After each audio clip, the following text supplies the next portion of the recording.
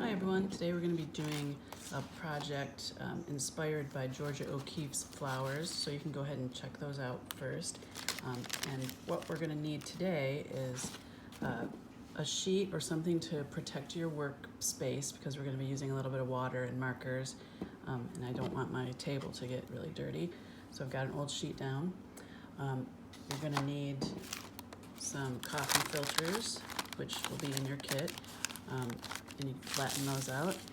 And you're going to need washable markers, not permanent markers, but something like these Crayola washables, or anything you have laying around that's not like a Sharpie. What we're going to do is we're going to take our markers and choose a few colors. I did one already to start with because I was inspired by Georgia O'Keeffe's poppies, so I used some red and some darker red and then a black in the center. And maybe for this one, just for the sake of keeping the video really short, what I want you to do is use your washable marker and cover up as much of the coffee filter as you can with color. Use a few different colors or a bunch of different colors, whatever you like. I'm going to keep this one kind of all in like more cool colors.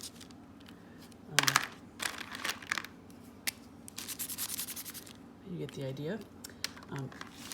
And once you've gotten your coffee filter completely covered with marker, you can use a spray bottle, or if you don't have a spray bottle, you can get a paintbrush really wet and then brush water all over your coffee filter.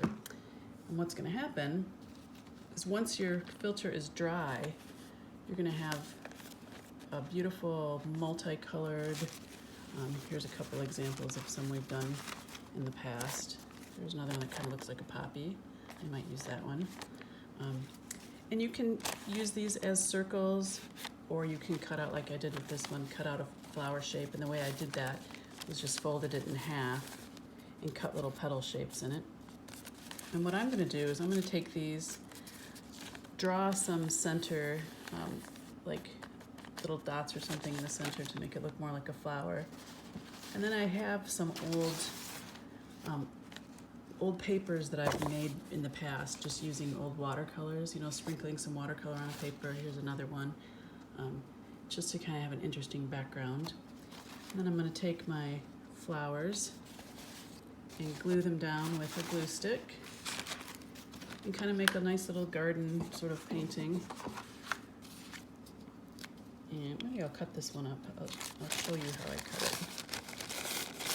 And make this one have some bigger petals.